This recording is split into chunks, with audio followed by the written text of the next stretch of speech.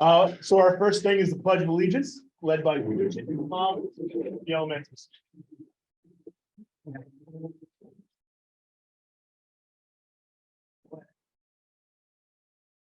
Allegiance to the flag of the United States of America, and to the republic which it stands, one nation, under God, indivisible, with liberty and justice for all. Thanks, guys. Great job. Mission statement. The mission of the Lee Public Schools is to ensure students have the opportunities to develop the social, civil, and critical thinking skills to thrive in an ever-changing world. Brenda, can we have a roll call? Mr. Robin. Here. Mr. Kenneth. Present. Mrs. Kusharic. Here. Ms. Waterman absent. Mr. Nichols. Here. Strickler.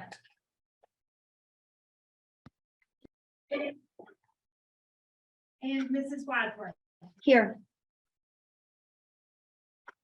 Thank you, Brenda. Next up is the approval of the September 13th Lee School Committee meeting minutes. I entertain a motion. I make a motion to approve the September 13th, 2022 Lee School Committee meeting minutes. I'll second it. Any discussion?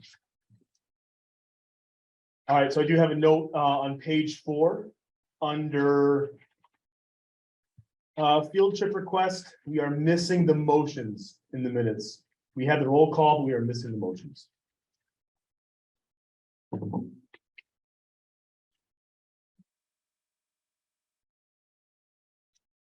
Is it a insurmountable problem for the minutes? The motions are the main part of it, so you might want to just add them. Can you go back and look at the recording and just add the minute of the motion? Accept them as amended when you get them. You don't do them right now, right? All right, so I will, You're gonna we accept. can accept the minutes as amended to include the motions from that section. Can I get a roll call, please? Mr. Robin. And sustain. Mr. Kenneth. Yes.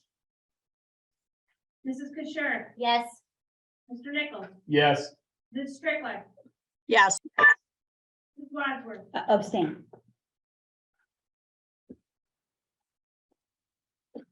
All right, thank you. The next section is public input.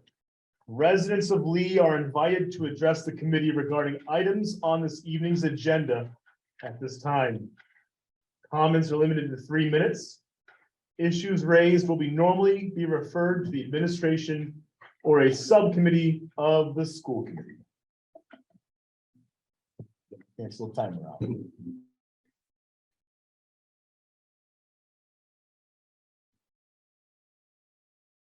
It looks like Jenny has her hand raised. Mrs. Town. Hi. Can you hear me? Gotcha. Okay, so I came on here tonight to talk about the recent email submitted to teachers and faculty members from the superintendent advising them to refrain from wearing any images such as the thin blue line, Blue Lives Matter, or Black Lives Matter. And I wanted an explanation as to why this now has become an issue. The teachers prior to September 15th did not have a dress code that included this new rule. So I've spoken with many people in the community, teachers, parents, students, who are all disgusted by this new dress code rule, basically saying not to support our first responders, such as the police, fire, EMS. I know there's many people in the schools that have loved ones and family members that have jobs with the police, fire, and EMS, and they're fearing their jobs if they speak up about this issue. It's just not a good environment that's now been created in the school system. I feel the school should be a safe place for everyone to show support if and how they choose. And that's what we should be teaching our kids. I feel all the first responders, such as fire, police, EMS, etc., all have an active part in our schools. They come in, they play with the kids, they're keeping them safe there in our community. So why would showing support to them be banned? And I just would like an explanation as to why. Lastly, I just want to say that the thin blue line and the blue line in the flag are not hate symbols. They're safe symbols, and my kids will continue to show support for their teachers' rights and the law enforcement. And thank you for listening. Thank you very much.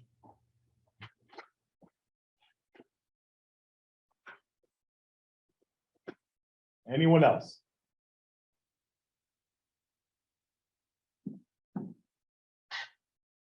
Okay.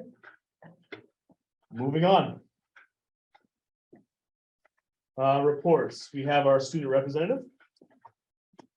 For everyone at home on Zoom who might have missed my first introduction, I'm Jacob Bianco, the student representative for this year for the school committee. Happy to report this month that the Social Justice Club raised just shy of $1,000, $950, for the Elizabeth Freeman Center in Pittsfield, which advocates for against domestic and child abuse, provide a safe space for people in Berkshire County. The drama club is working with Shakespeare and Company to rehearsals are going on right now for the Midsummer Night's Dream, which is planned on being performed here in November. For National Honor Society, which I'm a part of, the junior class will be inducted into the National Honor Society next week on Wednesday night in the Z.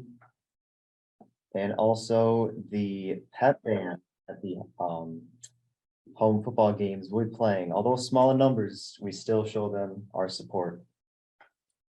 And personally, there is a Massachusetts Association of Student Representatives Delegates Assembly on Saturday, which I'm very unfortunately cannot attend.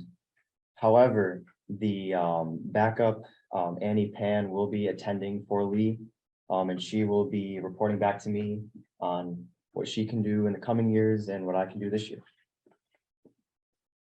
That is all. Wonderful. Thank you very much. And we support the cost of them Yes, we going. do. Good, That's okay. correct. Good, good. Let you go now. Mr. Superintendent, your update. All right.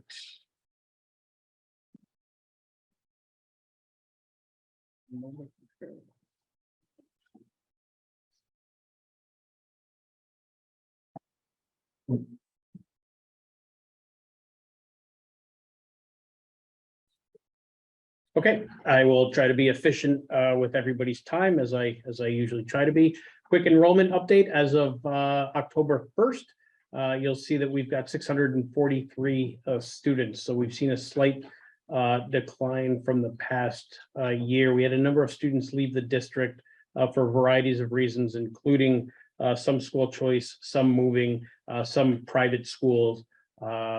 We're disaggregating some of those data right now so we can figure out why people left and to maybe survey them to see if there's something that we can do differently here in Lee to keep those students who made choices to leave. In the instances of families moving, we understand that's out of our control, provided they're not moving because they're not enjoying their educational experience. I don't think that that's the case. Few new staff members to let you know about: Maya Copeland, a paraprofessional at Lee Elementary School; Mary Beth Fennelly, also a paraprofessional at the elementary school; Elise McCarsky, paraprofessional here at the middle and high school; and the return of Mary Verdi as our ELA interventionist. She's working in part-time capacity, but we all know the capabilities of Mary, and I'm sure she's doing full-time work in a part-time capacity because she's that talented. So welcome aboard and welcome back to Maya, Mary Beth, Elise, and Mary. Later in this evening's program, when the principals give their updates, we'll do a little bit of a joint presentation. Principals Briganti and Mertnick will take the lead on there. But we're going to talk a little bit about MCAS. Scores went home last week, and we're going to highlight the areas where we did well, and also those areas that we need to give some additional attention. I am asking the committee and the community for a little bit of patience. So we had a bit of a obviously a gap in consistency due to the pandemic. So now MCAS is back and stronger than hopefully it has been in a while. But we're going to have to navigate the changes that we need to make to help students be successful on the test. I think you're going to see some real highlights when we go through the data in a little bit. But as we continue to figure out how we did relative to the state, relative to our neighbors, just a little bit of patience. I will tell you that I am on a subcommittee of the MASS Executive Committee, whose task is to draft a position paper on behalf of the superintendents across the state, advocating for the change to come our way for assessment. So we're not saying that assessment and accountability aren't necessary. We believe that it is, but perhaps MCAS has seen its better days, and we may need to change course and find another assessment to update everybody so that we're testing in real time with real results. I'll keep you posted. Quick athletics update through yesterday. Football is now 3-2 and 10th in the state. Volleyball is 5-5 and 11th in the state. Soccer at 3-6-1 is 53rd. Cross country, girls are 3rd in the county, boys are 6th in the county, and golf is 1-11. And you know, a quick shout out. I think some of them are being recruited for the Live tournament, but on a serious note, that it's a middle school dominated team, and so the hope here is that while they're struggling this year, give them a couple of years and they'll have a lot of experience under their belts and be able to compete across the county and with their competitors in the valley as well. Comfort dogs. So this is something that you're going to talk about under new business, but quick updates so you have some background. Berkshire Dogs Unlimited has closed, and there's a preference to obviously keep Millie, Macy, and Ollie, and to explore ways to fundraise to support their needs. The needs that have been identified and the costs associated therewith are on this screen in front of you. Training about $525 for all 3 total. Certificate of completion for those dogs about $500. Food about $800 per year. Grooming a little over $2,000 a year, and then vet care, including spay and neutering, for this year about $3,200, but $2,000 a year thereafter. Total, correct. That is, again, that's for your discussion under new business, but I wanted to make sure you had some background. I got to tell you that Ms. Wade, Ms. DeSantis, and Ms. Clark are all outstanding primary handlers for those dogs. Those dogs are transitioning very, very well. And I think it is, we took this on, not expecting these circumstances to unravel the way that they did, but I think it's incumbent upon us to do everything we can to keep our families intact. And by that, I mean our school families, and the students are forming bonds with those puppies, as well as the handlers who are spending all of their time with those dogs. Do we insure the dogs? The dogs are insured right now only through Maya, but that is one of the expenses that is potentially there. What's sort of noted on the slide are the necessities, the need to haves versus the nice to haves, but insurance is something that we could do. I don't have the cost for that available right now. Thank you. Political messages. So this is, I think, what Ms. Town was referring to and during public comment, that there is concern about messaging in an educational environment. The district does have a policy. It's file IMB. And while there's an active link there, I can go back to it later when you guys discuss political messaging under new business. But the policy suggests that school staff should take a reasoned and dispassionate approach to the analysis of contemporary social and political issues. The answer to Ms. Town's question about why those particular messages were being limited by me, communicated by me, was that our legal counsel has advised that those logos, mottos, and symbols actually are representative of political speech. And so I followed legal counsel's advice to limit that. Again, I know that we can discuss this more under new business. October, National Principals Month, and we've got Mr. Briganti and Mr. Mertnick here, and I just want to thank them on behalf of the committee, who I know will join me in that, for their hard work with the students and staff with whom and for whom they work, and they contribute obviously a safe, supportive, and encouraging environment where excellence is indeed modeled every day. So Greg, Tim, thank you very much for your work every single day in our schools. Thank you. Good job, After this, it would transition into the presentations for Mr. Mertnick and Mr. Briganti. So I'm going to pause until unless the committee has questions. Otherwise, Mr. Nichols, you can move forward with the. Oh. I got all kinds of questions. There's a lot. Okay, are we doing MCAS first, or are we going down the list? So I would say on MCAS, if we could wait until after. Okay, am I in the right spot? You are. Okay, good. I got a lot. I want to know about growth. Get ready. I'm gonna ask questions. Until Mr. Briganti and Mr. Mertnick present their data, which are on subsequent slides here. Okay. And then maybe those questions either will get answered or we'll have some more foundation. All right. Good with Yeah, I'm good. I got questions about it. Okay, so next up, we'll do principals and directors. So, Mr. Mertnick.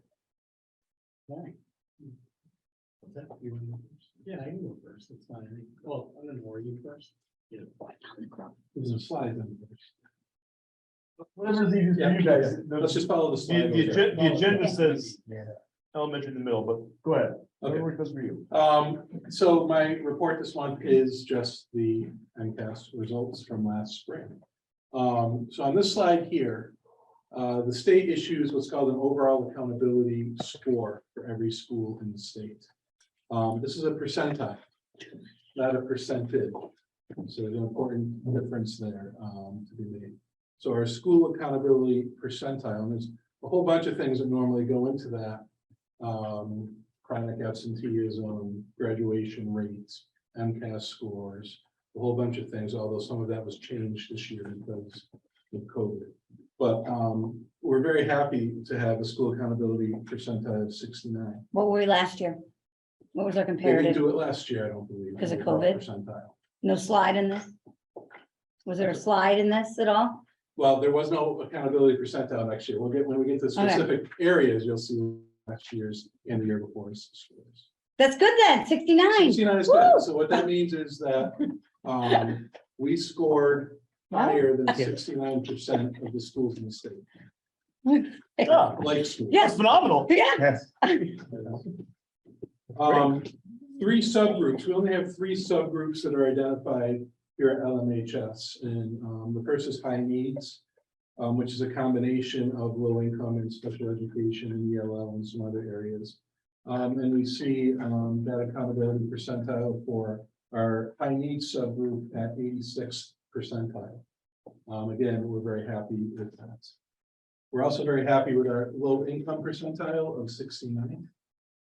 And also 65th percentile for our white subgroup is also a nice number to have there as well. Typically, anything above the 60th percentile is something to really celebrate. So that's good information to have there. We were identified for low participation rate for students with disabilities in our overall accountability report. And for a school of our size, unfortunately, that's something that's pretty easy to happen. What this was that two 8th grade students had medical absences the entire time we were taking MCAS. And so they could not take the test. Both of those students had IEPs. So that counted against us. It was because of 2 students that we were identified for low participation rate. Our 8th grade class last year was only 39 students. So 2 out of 39 were Huge. in the percentile basis. Really helps. Our dropout scores do that too, right, to us? Yep. Yep. Although we have very good news on that today. Oh, good, okay. As we move through these next few slides, and we look at each subject area and grade level in our MCAS results, things that are highlighted in green are a significant difference where we're better than the state. And by significant, I mean greater than 5 points. Anything highlighted in red, we did significantly than the state. Okay, the state did better than us. Our first group of information here is grade 7. Grade 7 only has 2 tests, ELA and math. And I'm going to start off by looking at that number at the bottom of the first 2 columns. There's 46 with 41 in parentheses. Our overall percentage for meeting or exceeding expectations was 46%. The parentheses is the state, so 41%. So it's green because we did better than the state by 5 percentage points. So that was good, right? We under partially meeting expectations, we're basically even with the state right at 5%, and we are exactly even with the state with our percent not meeting expectations in grade 7 ELA, both at 19%. Our participation rate there was 98%, so that was good. And for the average scale score, that's not too meaningful other than comparing to previous years. And here you can see before the pandemic in 2019, our average scale ELA score in grade 7 was 506. There were no 2020 tests. In 2021, that slipped down to 500, and it slipped slightly again this year to 497. However, our average SGP, and that is the student growth percentile, is 67, which again, anything over 60 is definitely worth celebrating. And our achievement percentile was 68. That's the number that feeds back into that overall accountability percentile. So we had very high growth. That's what the SGP measures in our 7th grade ELA. Now, for those students, that was comparing the previous years. Grade 7 math, you do see a little bit of red there. Under exceeding expectations, we pretty much held even with the state. And we actually did better than the state in not meeting expectations. That's a good thing. You want to be lower than the state in that category. Where we need some work to do is still to push students from that partially meeting expectations up into meeting expectations. So we were a little bit behind, significantly behind the state in the percent meeting expectations there, with 23% for us and 31% for the state. Now, if you look at the average scale scores over the years, again, pre-pandemic, we were at 495, slid a little bit for 2021 to 491, and we held even with last year at 491 for this year. We again had a pretty high student growth percentile at 59 percentile. So grade 7, a little bit of a mixed bag, but overall something we're very happy with and very proud of our students and teachers. Grade 8, this class, I have to say, they really rocked it last year. If you look at the ELA at the top, we had 58% either meeting or exceeding expectations compared to 42 for the state. And our percent not meeting expectations was only 3% versus 18 for the state. Those are really, really nice numbers to see. Our average scale score with them in ELA almost popped back to where it was pre-pandemic. We're at a 504 this year, before the pandemic at 505, and last year we're at 496. Again, we had very impressive growth with these guys. And an achievement percentile of 82 is just astonishing to me. That's really nice number. 8th grade math was very similar, with 53% meeting or exceeding expectations compared to 36 for the state. And we had not a single student not meet expectations in grade 8 math last year. Average scale score exceeded the pre-pandemic average scale score. So it was 500 before the pandemic, fell to 489 last year, and jumped up to 503 this year. Again, very impressive student growth into the SGP column, and an achievement percentile again of 82, the 82nd percentile, which you know, I'll admit when I saw that, I did a little dance, which wasn't pretty to see, but The recording's on the next slide, right? The next slide jumps into grade 10. We'll come back to science, which was in 8th grade in a minute. Grade 10 has an extra column here at the end. You'll see percent met competency determination. The competency determination is the graduation requirement to receive a diploma. Okay. So in grade 10, we were pretty much right at the state average in terms of meeting or exceeding expectations, 61 and 58, a little bit above the state. And significantly better than the state in the percent not meeting expectations, which was 2% compared to 8 for the state.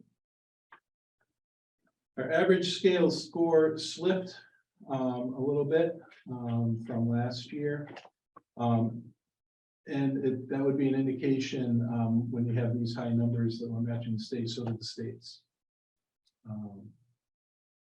Based on the numbers we're seeing. Our student growth percentile was a 52. Our achievement percentile was 56. Both of which are respectable, and the percent that met the graduation requirement was 98%. Grade 10 math has a little bit of red there. We have clearly an issue with grade 10 math last year where we had 32% of our students meeting or exceeding expectations compared to 50 for the state. Again, it was a similar situation to what we saw earlier, where our percent not meeting expectations is a good number, 5% versus 10 for the state. It's that number at partially meeting expectations that we need to shift more over into the meeting expectations as we move forward. Our average scale score was a 499, which is a little bit of improvement from last year. Obviously still down from pre-pandemic. Our student growth was at the 60th percentile, which again is a nice number to see. And 95% of the 10th graders met the graduation requirement in math last year. In case that question comes up, there are multiple opportunities for those kids who did not yet meet the graduation requirement to do so. There's retests next month, and then again in the spring, and so there's multiple opportunities for them. Our next slide is science, grade 8 and the 9th grade biology test. Grade 8 continued its trend of really rocking it with 51% meeting or exceeding expectations compared to 42 for the state. 3% not meeting expectations compared to 18 for the state. It's another good number. We definitely would like to see, even though we're happy with our numbers compared to the state, we would again like to see some of those partially meeting expectations jump up into the meeting expectations column in the future. Average scale score actually exceeded both 2021 and the pre-pandemic scale score. They don't do a student growth percentile for science because it's only tested in grades 5 and 8. Our achievement percentile was a 77th percentile, though, which is a very nice, very, very high. Grade 9 biology was a new test this year. Previously, it was a different test in biology. This was the first year for the new test, and we have some work to do there. It's really the same issue as with that math that we saw previously. We need to get some of those kids that are testing partially meeting to move over into that meeting expectations category. Because this is a new test with a different scale, there are no previous scale score averages for previous years. So the 492 is our new baseline there for biology. 30th percentile in achievement, which is below where you'd like to be. But the percent that met the graduation requirement was 85%. So just to summarize the middle high school, overall, we're happy with where we are, and the areas that we need to look into a little more are the math and the biology. And it's worth mentioning again that with math, we are just right now, just this year, has started a new math program, K through Algebra 2, that should really, once that's fully implemented, should really help our students' math understanding.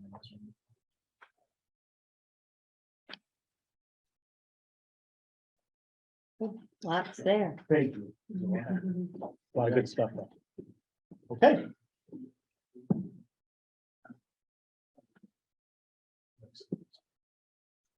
Tim? Anyone read it? We start with third grade ELI. Actually, no, sorry, we start right here. Our school accountability percentile was certainly lower than we would like it. In 2019, it was 36. This year it's 31. Our subgroups are mixed as well. We have high needs at 44. We did decent with low income at 56, but our white subgroup is at 15. And I'm doing a deep dive now into, the data that's available to try to find specific areas where there can be some improvement there. Clearly, there's room for improvement when it comes to that particular subgroup. So when we're looking at third grade ELA, our numbers are pretty close to what the state's are. We have 2% exceeding expectations. We're almost right on the money in terms of meeting expectations. Same with partially meeting and not meeting, we have a little bit less. Our skilled scores are close to where they were in 2021. That 7-point gap is one of the biggest gaps we have comparing this last spring score to the previous year. There's no student growth percentile when it comes to third grade because there's no second grade test to compare that to. So they don't calculate that. And then our achievement percentile was 44 there. Third grade math, a little bit of a different story. We have a gap when it comes to exceeding expectations as well as meeting. But similar to Principal Bergenti, if you look at partially meeting expectations, we have a very, very large group of students that are there. And then when it comes to not meeting expectations, we're less than that that the state has. And it's really that focus on those students who are partially meeting those expectations. And I'll touch on it in a little bit about what we're going to try to do at LES in order to move those students who are in that column over to meeting or even exceeding. Scaled score was actually higher this year at 490 than it was in 2021 at 484.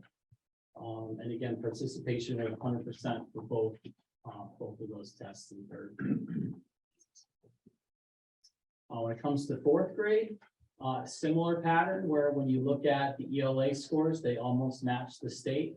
We were a little higher when it comes to the meeting expectations and for partially meeting. And we had a lot fewer students who were not meeting the expectations than the state had at 16. Our scaled score, again, 495 compared to 497, so we were almost right there. Math continues to be, our focus in terms of where we need to improve. Our exceeding expectations and meeting expectations was low, a little under half when you compare, 20. When you include exceeding and meeting, it's about 20, and then 43 compared to the state, so we're a little below half. But again, that partially meeting expectations column is high, and that's a theme that we're going to see as we look. We were a little higher when it comes to the not meeting expectations. But again, if we look at the average scaled score, it's higher last spring than it was the previous year. So there was some improvement there. And then our achievement percentile is lower than we certainly would like to see it. When it comes to fifth grade, grade 5 ELA, again, going right to that partially meeting expectations, 63 compared to 46. Our focus is going to be trying to move those students from that column over to meeting expectations and even exceeding expectations. But again, similar to previous grade, we have fewer students who are not meeting those expectations. And then student growth percentile was 37%, and looking at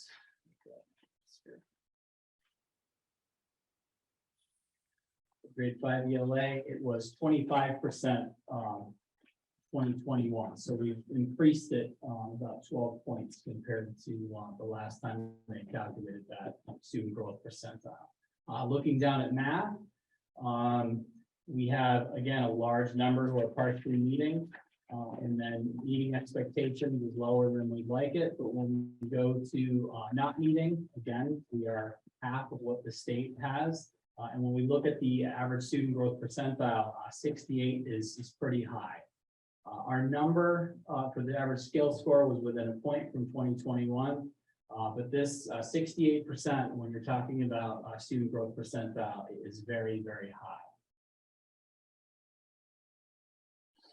Looking at fifth grade science, same thing, partially meeting, 53 compared to 40. Our achievement percentile was higher than the average in the state, and our scaled score was 7 points higher as well, which is, I think, pretty good. We exceeded expectations 2%, but again, it's moving those students from partially meeting to meeting expectations. That's really what our focus is going to be this year. Sixth grade ELA, again, 2% is lower than the state average for exceeding expectation, but we're right at the average for meeting expectation, for partially meeting, and then we're a little above the not meeting. And our scaled score was actually the same compared to last year to this year. Our student growth percentile was 51%, and that's compared to 32% in 2021. So there's growth there as well when we start looking at student growth percentiles from previous years. And I meant to say for grades 3 and 4, they did not calculate the student growth percentile in 2021 because there was no 2020 test. For grade 6 math, again, 61 compared to the state's 43 when we're talking about partially meeting. And when we look at the student growth percentile of 41, that's compared to 26.3 in 2021. So although there's some red, we do have some improvements in student growth percentile compared to the last time it was calculated. We have a large number of students who are in that partially meeting. That's a consistent theme that we're trying to move over to meeting expectations as well as exceeding expectations. And part of our plan to do that is to really focus on our RTI in ELA, and we are trying to build RTI in math in those MCAS years so that we can really identify those students who are struggling, utilizing that progress monitoring software, utilizing the benchmarking that we do in ELA and math, and trying to identify those students who need that extra help, and then having the small group instruction with interventionists, with classroom teachers to try to move those students from that partially meeting over to meeting and then even exceeding. And that's really where our focus is going to be this year, really trying to get that RTI robust, as well as, keeping an eye on attendance, keeping an eye on the social emotional aspect of kids, trying to invest SEL into curriculum whenever we can to try to support families, to keep kids, coming to school consistently. And that's really where our focus is. It's trying to move those kids who are partially meeting over to the meeting and exceeding. A lot to celebrate, but certainly a lot of work ahead of us at LES. Thank you. Mr. Nichols, before committee members maybe ask questions or share comments, I think I think it's really important for the committee to reflect back to last year when we did our, when we had our strategic planning sessions. We talked about what are the areas that need our attention? And I keep coming back to the students saying that it was okay to just be okay. And that hence our excellence expected every day. And so if I could piggyback on the messages from Mr. Briganti and Mr. Martinick, I think the idea of how many of our students are falling into that partially meeting expectations is exactly what that student was talking about. It's okay to be okay. I know enough. And if I work a little harder, I can move to the next level. So it's incumbent upon all of us as school leaders and our staff and families at home, I think, to push and not settle, that excellence truly is expected every day, that we need to give our students every opportunity to get into that meeting expectations and, quite frankly, into exceeding expectations. When you look at those numbers, the percentage of students who are falling into that category says we're right there. We're right there. And with a little extra push, I think, from everybody who has their proverbial hands on our students every day and is able to affect their learning, we're right there. And we can make, I think, really great leaps next year if we all embrace the mentality of excellence expected every day. And I'll stop. Thank you. Thank you. Any comments from the committee? Yeah, I have some comments. And some questions, maybe. The elementary school data is concerning to me. At best borderline alarming, I think. And I am going to have the patience and COVID and all the things, but I wouldn't feel right if I didn't sit here and say that. So my questions are, just looking through all of this, just a few. So I just want to be clear about our curriculum. So we used our ESSER funds, so we have new math curriculum happening right now at LES. We have new math materials and Okay. curriculum being written and updated to support and complement those materials. Yes, Okay, great. The whole school? correct, Okay, and ELA, we don't have, but that's coming. correct. Do we know, just curious, the timeline for that? So that pilot group has met how many times? We met once. One and time. We looked at do you mind if I share? We met and went over the curate ratings, which is the Commonwealth. They create the ratings for the curriculum, and we chose the 3 that we feel as though will best suit what we're trying to do. We reached out to vendors. We've received, we're receiving the other 2 hopefully before the end of the month. Okay. That material will be shared with as well as the committee.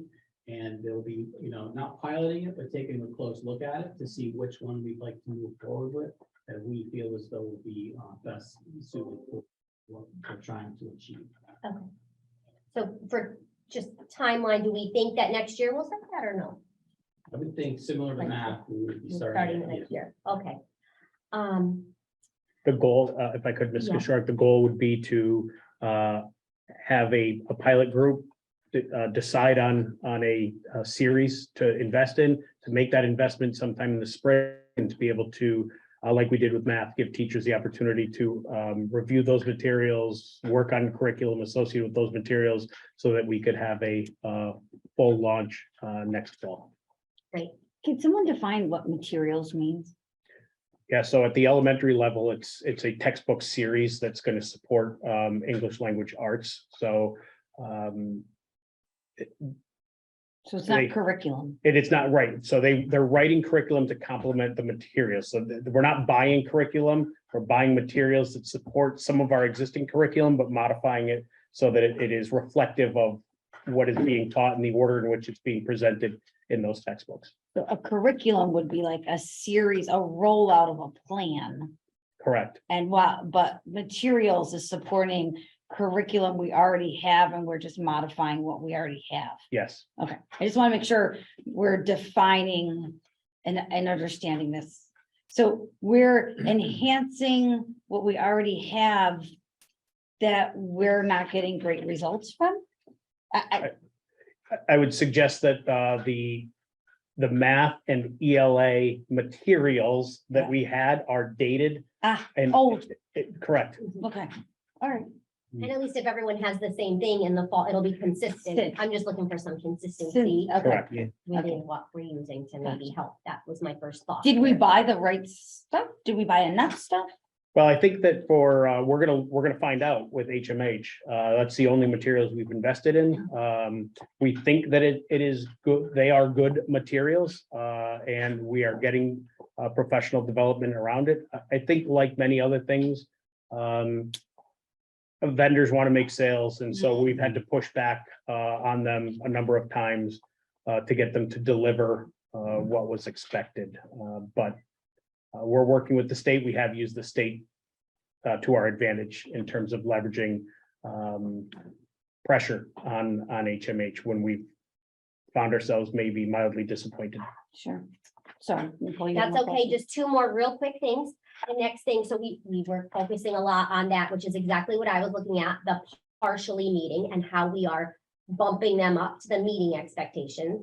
So sounds like we're doing that through our RTI. My next question, if there was any thought given or any plans, like, so we have these kids in these RTI groups. I was just wondering if there was a plan to have time for teachers and collaborating together to maybe do like some specific item analysis, like looking at the MCAS question by question, so that maybe we could pinpoint the standards. So maybe they're in a very targeted, or I don't know, this might already be happening. I was just wondering, in a very targeted group. So they're not just in an RTI for reading, but they're in an RTI group for reading based on standards that they missed, main idea and detail, whatever, as an example. Just, is there plans for teachers to be able to go through that item analysis? Yes, so last Thursday, we had our faculty meeting, and most of that faculty meeting was dedicated to, distributing that data, sharing that. So that's been pushed out to the teams in terms of the scaled scores, in terms of the individual students scores, as well as breakdown showing how they did in each particular standard that you're referencing. So at this point, the data has been distributed. There's been some time. There will be more time available to teams and to individual teachers to be able to really look at that data. And we also share data from previous years. So when you're talking about like the fifth grade teacher inheriting the fourth graders who are now fifth graders, they've got that data from fourth grade, but they also have the sixth grade data for those kids they sent up to sixth grade. So they can try to look for patterns, like is this particular standard, are both groups not doing well on it? And is that something I can look at my own classroom or, my own lesson planning? Or does this particular new series address that concern? So we're trying to look cross grade, looking specifically at an individual grade's math class or ELA class in order to try to identify where those issues could occur cross grade. Who And helped? beyond that, Absolutely. using other benchmark testing. Absolutely. Because MCAS, this is now dated information. Yeah.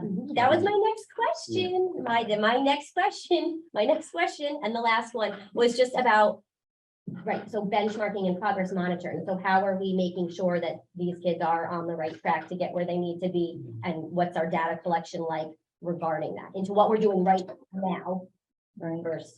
And who is doing all this data collection and doing all the analysis and pulling it all together? So HMH is the math benchmarking. We have 3 test periods throughout the year. And that gives us a snapshot into where students are in terms of, the material.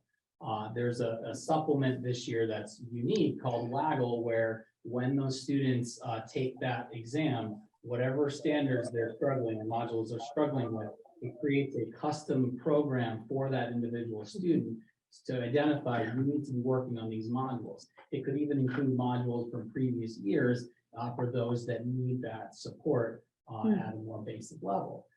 So that's math, and that's a supplement to the RTI groups that we're trying to create in order to identify students who are struggling, giving them small group instruction to work on those specific skills they need to work on.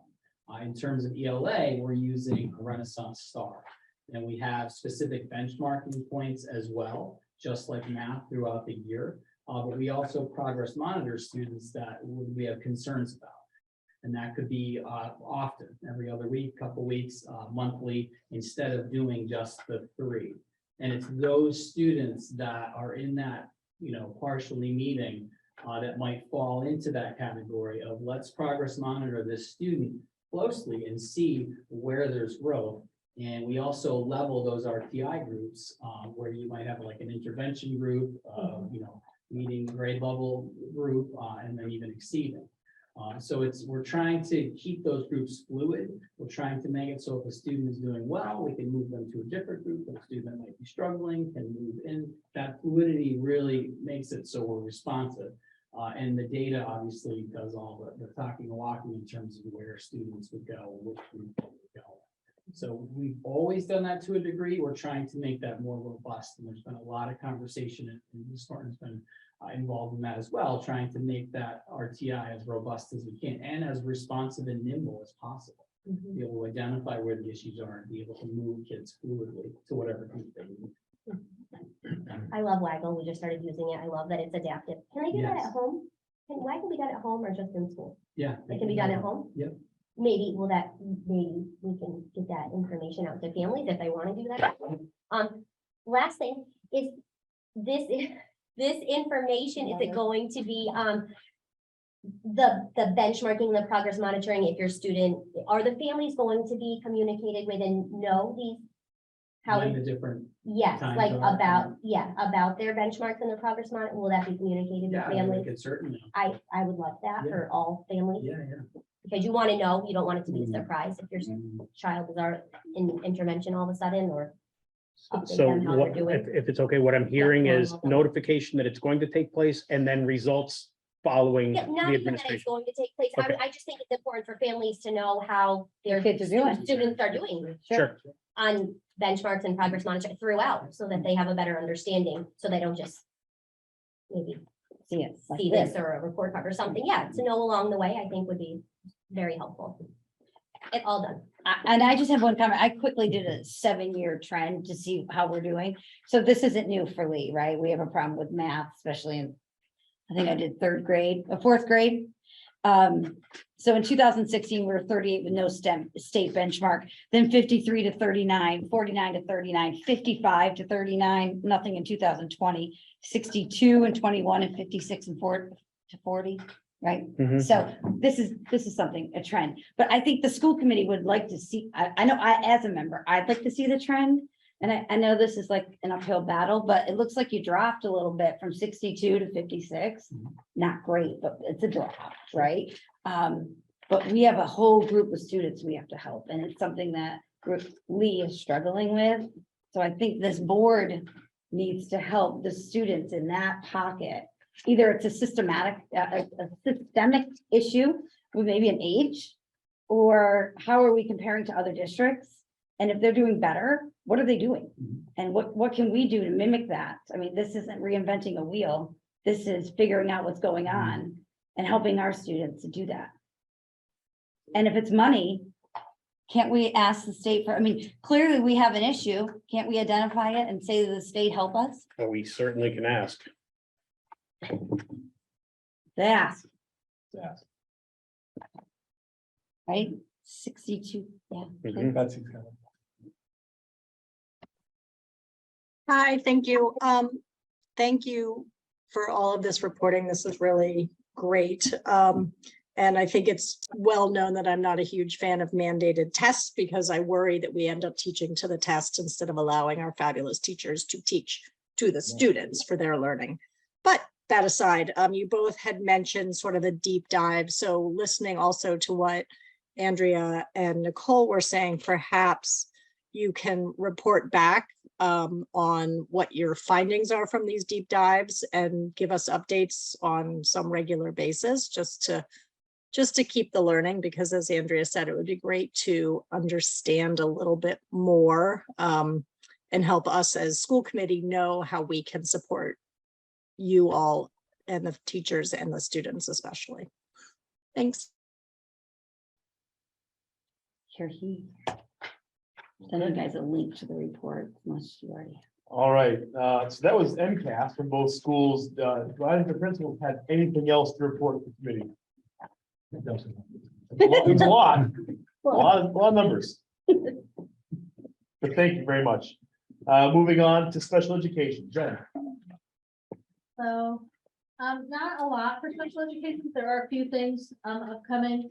We'll be sending out, information regarding, hopefully, our special education parent advisory council who's not been in existence in a couple of years due to COVID and many other reasons. We are currently on a waiver and we're using the federation for some of our programming that we're offering. We offered some presentations last year through the federation.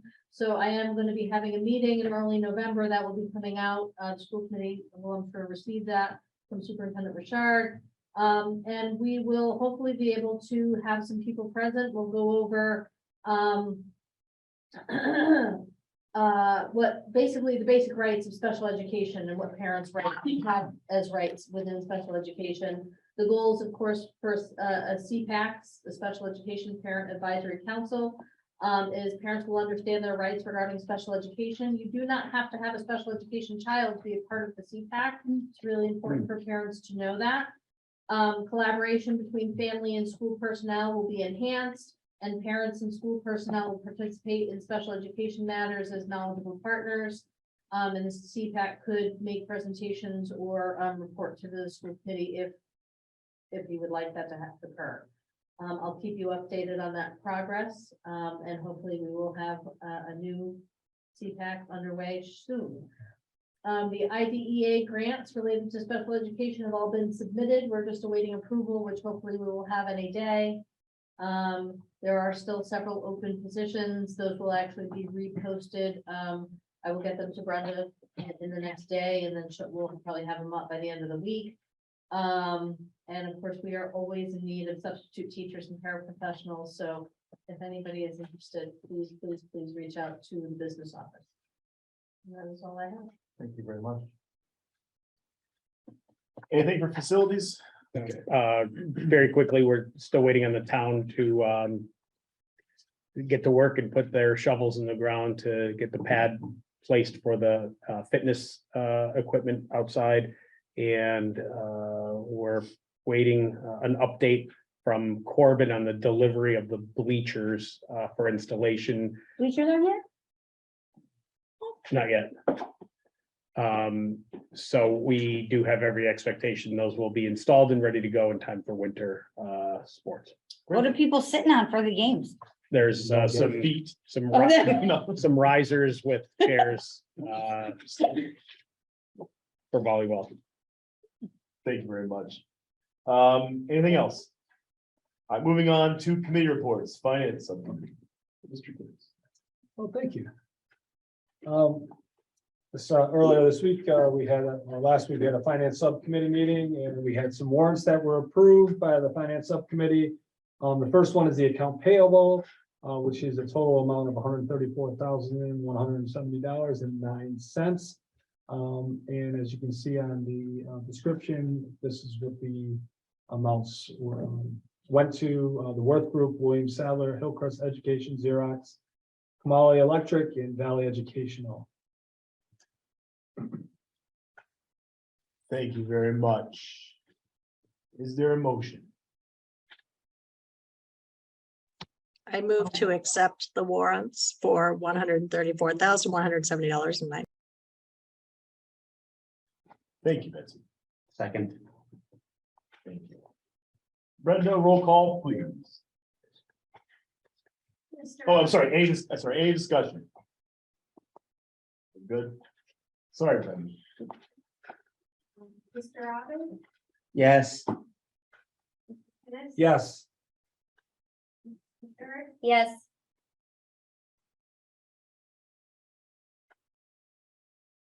Strickler? Yes, Mrs. Wadsworth? Yes. Mr. Nichols? Yes, please. Thank you.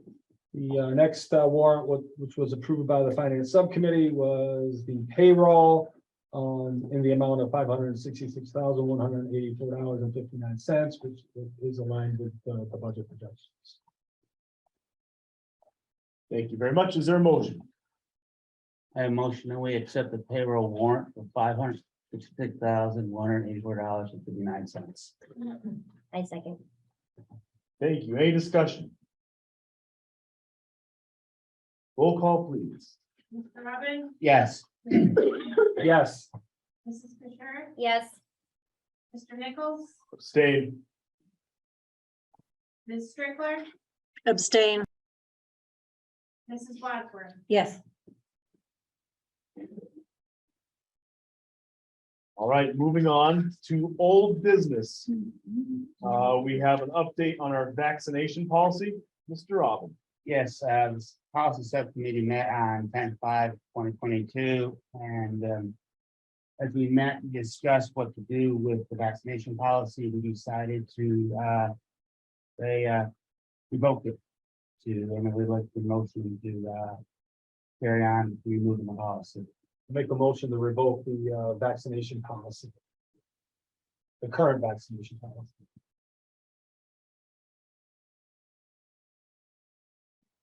Do we have a second?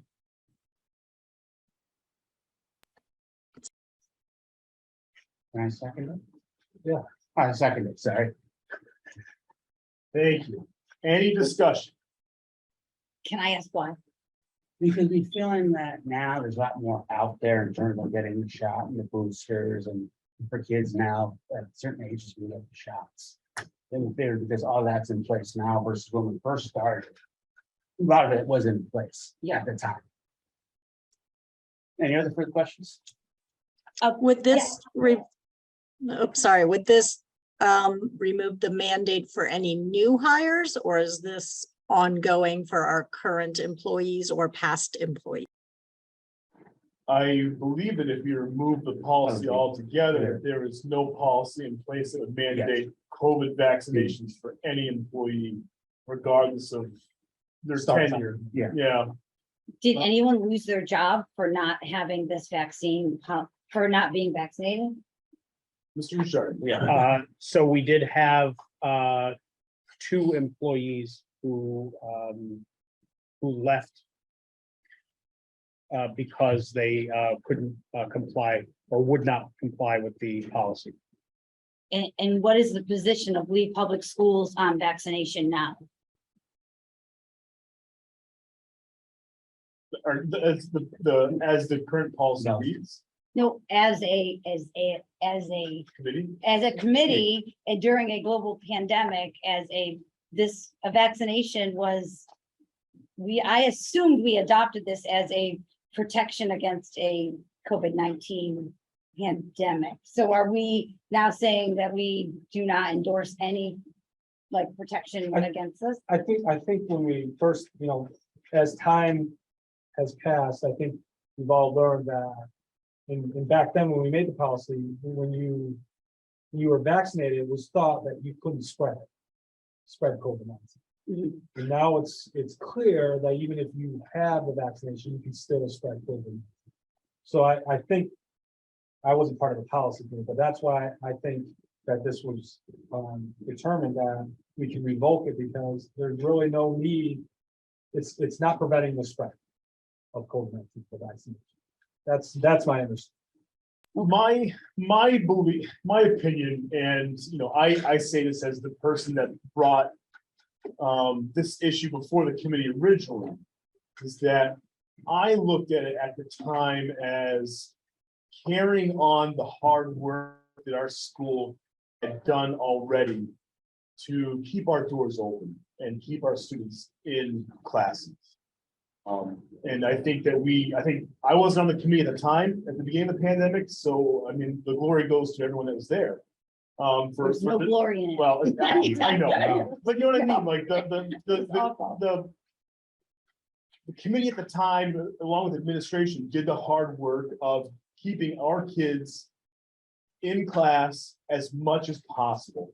So to mandate COVID vaccinations for employees at that time, I was looking at it from a very pragmatic approach. We had no subs. And when people were going out on COVID leave, they're going out for weeks. Yeah. And so my opinion and my belief in mandating vaccine was to keep, if being vaccinated prevented you from transmitting, catching, or the symptoms were less, that would just lessen the amount of time that our faculty would be out of class in a time when we didn't even have subs to backfill those positions. My goal was to keep our students in classrooms as absolutely much as possible. We've now seen it where, governments are rolling back, before is you got COVID and don't worry about your time. Just be well, go home and be safe. That's, unless I'm incorrect, that's no longer a thing. If you get COVID now, it's out of your own sick time. But- Is that true? Yes. Yeah. Yeah, so, and I also look at it as a responsibility as a government agency, and as a government. We are a government here. I look at it as our responsibility that we took action during a time that we needed to take action. But I do think it is our responsibility to give the power back to the people. To let our employees make decisions, to continue to make decisions for their own health and well-being. I know that there's a handful of employees that we still currently have that didn't want to get the vaccination. And I am so, I feel indebted to them for them making the decision to retain their employment with us and probably getting something they were never going to get to begin with. I'm very, I don't know, my heart goes out to those people because they forced them to do something they didn't want to do. But I feel, and I'm glad Randy brought this up at our last meeting, this is on my mind as something that I wanted to address with the committee. Something that I wanted to bring forward and have a discussion about, is it time to give that back to the people? To let them make decisions for themselves. This COVID-19 is going to be in our lives forever, just as a virus in different forms. Again, I'm not a doctor, so I don't know, but I'm just guessing.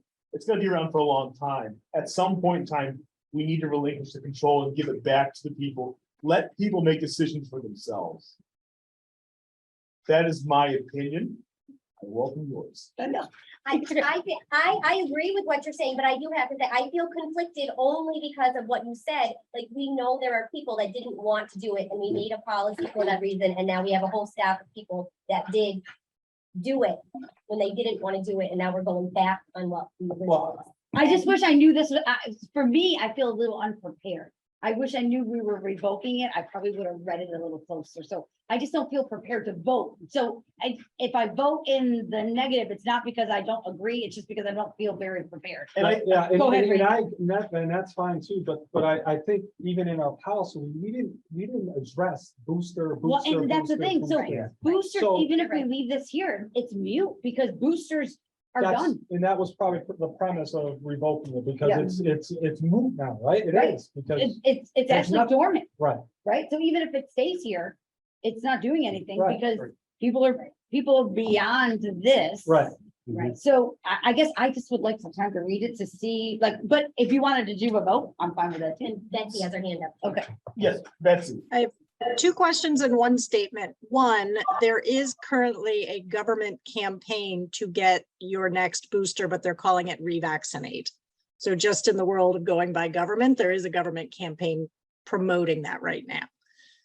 My two questions is, one, were we asked to revoke this? And my other question is, was there any medical consult or public health input in the policy subcommittee conversation? Thank you. Yeah.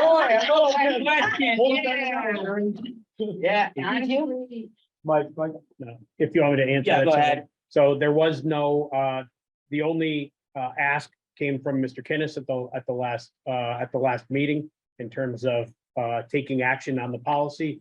and- Revisiting the Or policy. Yeah. revisiting the policy.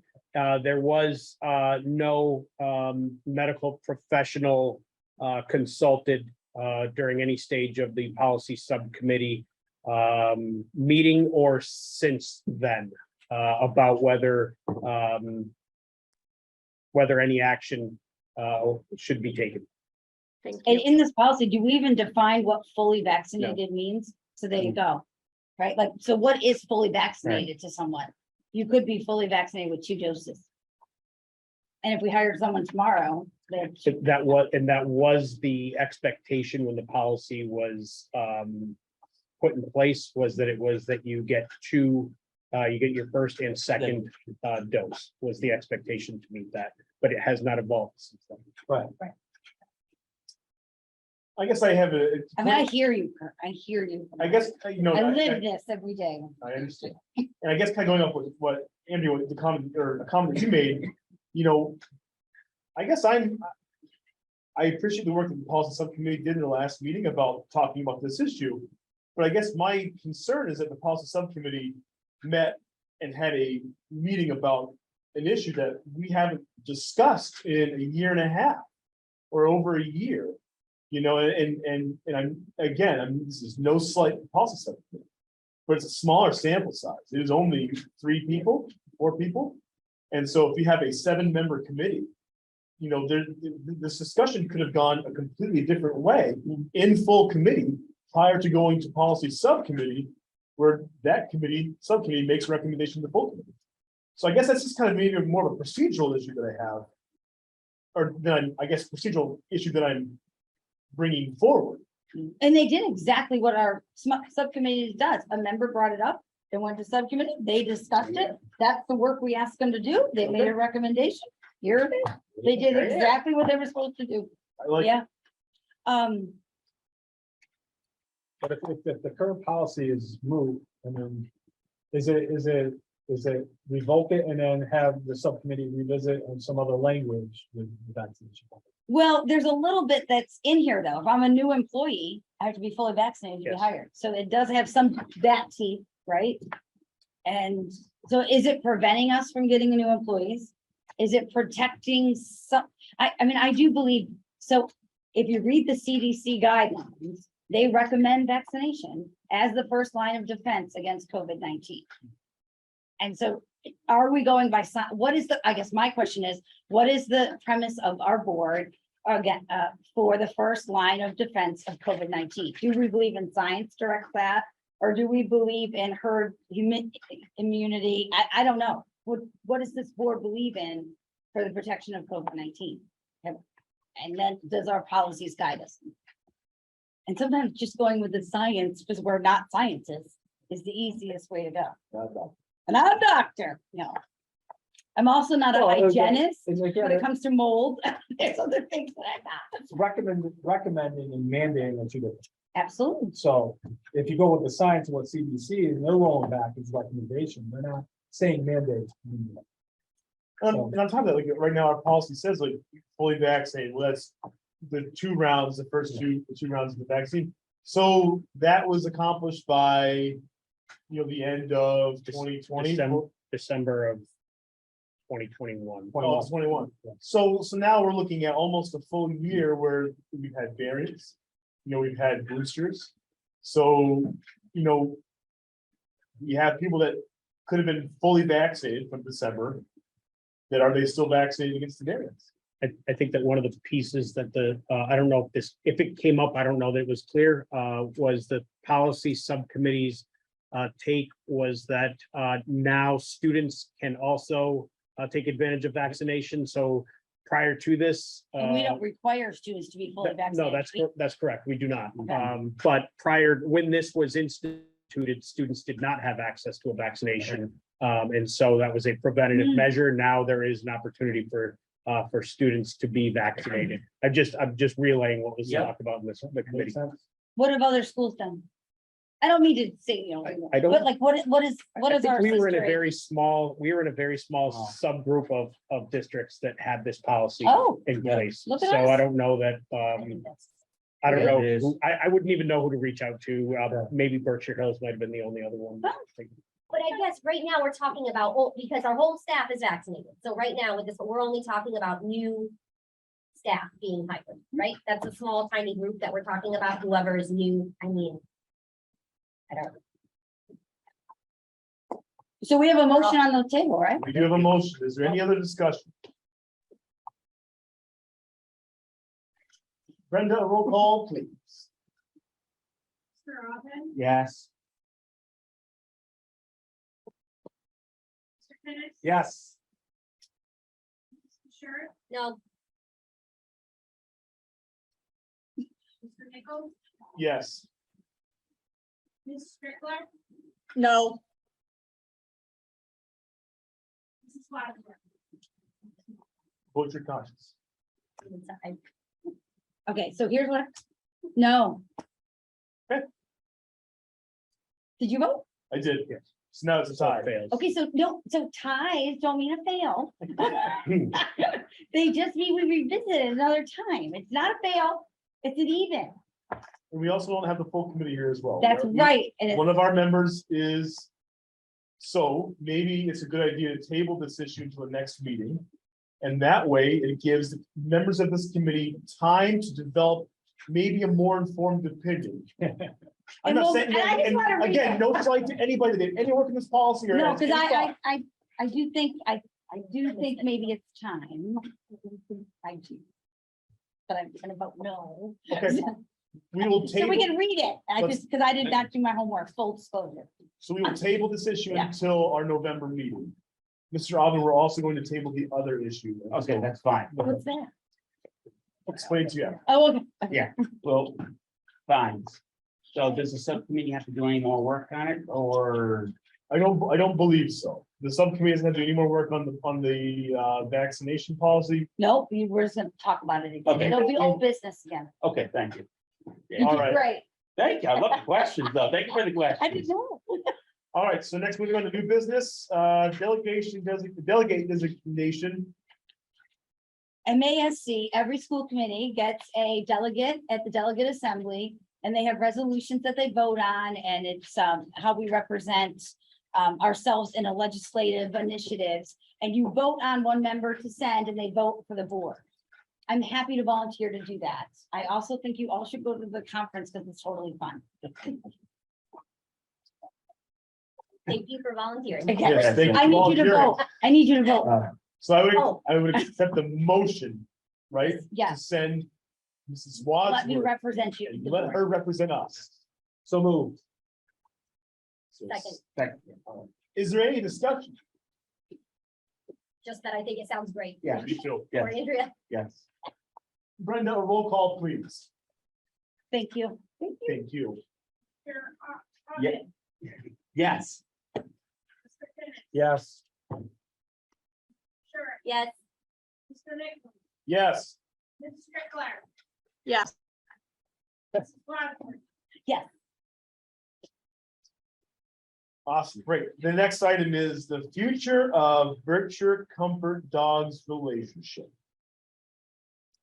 So as, do you want to take this, Mr. Richard? That's fine. So as I alluded to in my presentation earlier, Berkshire Dogs Unleashed has closed, has shuttered its doors. The ownership who donated the dogs, so that was a combination of Berkshire Dogs Unleashed and Berkshire Poodles. They donated the 3 dogs to the district. We accepted those dogs last spring. They have BDU has indicated that all of the services that they had originally indicated would be free of charge are no longer available to us because they have closed. So my hope, the opportunity for us is to keep those 3 dogs, to financially work to financially support the needs of the dogs in their primary handlers. I spelled those costs out to you earlier. It would be a few $1,000s. My recommendation, if the committee is so inclined in pursuing this, would be to work to establish a revolving account for fundraising, that we could get some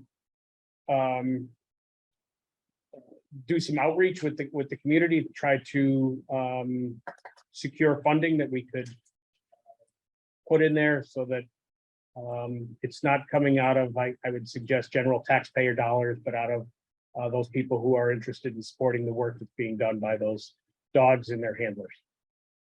And if we don't receive the fundraising dollars. Yeah. You're gonna have to take it out. I think, I don't know that is there even a thing for Service. I don't know, there's like, there's. Yeah. I'm We'd have looking it up. to research that, but if the money isn't there, I I would. say you put it in the general, and just So call we it. become the owners of the dog? We are the owners of the dog. So liability doesn't change at all. Correct. Can we all agree that the dog gets cancer, we're gonna take care of it? That was my biggest thing. No, I am torn. I want the dogs in the schools. I think that these dogs are doing great things. I think they have the potential to do even greater things for our students. But I go back to my original concern in my original statement when we accepted these dogs as donation, and that is the finances. And that is in our budget this year, we have had to cut thousands and thousands of dollars out of our budget, directly out of classrooms, just to level fund. And here we are bringing several $1,000s. So living. And again, I'm torn. I mean, I think I know that we had a quick meeting the other day about it. And we have to fundraise. I can't. Knowing the line items that we removed and we zeroed out just to keep the budget level, it is a very difficult decision for me to make. It's an easy decision for me to make. It's an easy decision for me to say, yes, these dogs are going to stay in our schools. That is 1,000% what I want. But when I look at the dollars, that is a very difficult conversation for me to have with myself. Yeah, I think my concern with again is about the donations. Are we gonna reach that goal? What happens if our fundraising, we're $300 short, then what? And that's my other question I would have, then what? Then what? Yes, these animals are a great asset to our schools and to our students. I've seen sort of the benefits what an animal can do in the classroom. But the question is, how do we do this?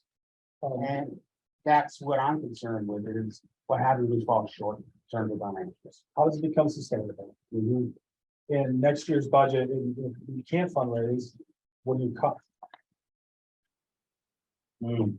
So the decision needs to be made now on what to do with that financially. I will assist with any fundraising that I possibly can. If I have no previous obligations, I will do whatever I can to help fundraise monies to keep these dogs in our schools. I'll wash cars. I don't care what I gotta do. Andrea can bake. Andrew can bake. I will bake whatever. can't. Don't worry. Yeah. So revolving accounts have like Every year. explicit laws about, right? So there- But, I fundraise for a living, I don't like it. no. So can we apply for the mental health grant and call them a mental health? There's a mental, That you have to apply for grants, That's right? that's a possibility. I think that they would need to be certified as Well, there's comfort dogs dogs. first. So that's part of the fees there. Right, they're not service animals. What, we're not the only schools dealing with this. Oh, yeah. No, we are one of many Many, municipalities yeah. in the region that's dealing with this issue. Is it worth tabling this and then asking what other schools are doing with their dogs? Just maybe there's some out of the box idea that we're not thinking of right now. I know I'm not a member of the committee, but I would suggest that, or I would ask this committee to at least consider allowing for some reimbursement of expenses in the short term, because those primary handlers are shelling out money from their own pockets because BDU did not follow through with what the expectations were. At all, correct? They didn't fall through That's- financially for anything. That's correct. Okay, And so, And the long and the short of it is, I mean, take all the love away from a cute little puppy. It's a commodity. We own it. We own it. It's like owning this chair. It breaks, we have to now fix it. It bites someone, we own it. and it's not fair to our handlers either to remove this. I mean, these dogs are in. Well, we ask for volunteers. We didn't And ask- we I, asked you for know, and volunteers. we were, you know, everyone bought into this. Oh, look at the cute puppies. I'm and- right there with You you. know, But we Remember put how we dogs, felt about dogs? we put dogs in homes. We Yeah. put dogs in people's houses with their Right. families, with their Right. children. And. And you know now what here these- we are. That our handlers, God bless them, have been shelling out, how much Yeah. money? do I we- do think we have to reimburse them. Yes. What does that amount look like? To reimburse what our handlers are at right now? $5,000 is, I bet is where we're gonna be. Well, they've bought By the time we food, get 'em right? fixed So And food for the rest they've of the bought year. bags of food, they've got grooming expenses. They're going to have some upcoming, in the very, very near future, upcoming expenses related to spaying for the 2 female dogs, and in April neutering for Ollie. But so there are expenses that are immediate and known, and they're not small expenses. A spay is a few $100s. I think about $400 for a spay. And so there was an expectation when they assumed these dogs that this would not be coming out of their pockets. Right, because Absolutely, we, right. we were Oh, no, made yeah. a promise. We had an expectation Yeah, that. correct. Right, And I'm seeing up here training, you got $525 for training. Everyone got Humane that. Society, certificate for $500. Is that, so that's a total of $1,025? Correct. what does legal But, say? but weren't they trained by Mr. Kohlenberger? Their training was never completed, and I would dare suggest barely started. There was socialization, some degree of socialization that was taking place, but the expectation around some formal training never materialized. How do we end up with 3 dogs? And I just know in one We nonprofit approved the program organization with the number of dogs. that the handlers adopted the dog and took full responsibility.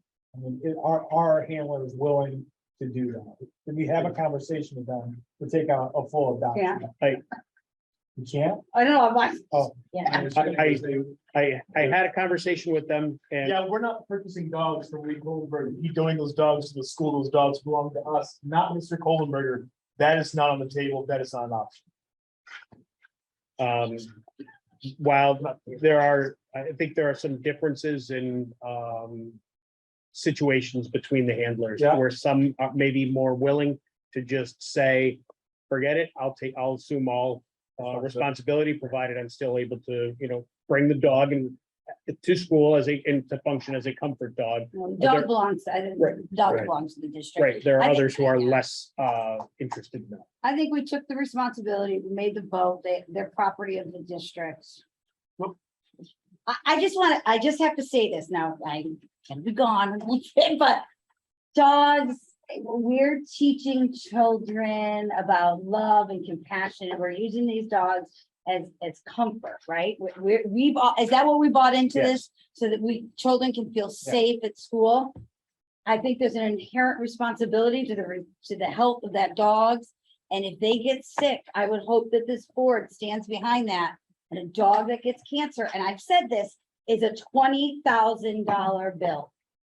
Done. Because I remember when we asked Lee and he said, we just give you another dog, and that's teaching children about death and dying. And I remember, I want to look up the meeting, and he said, that's what we would do, we replace the dog.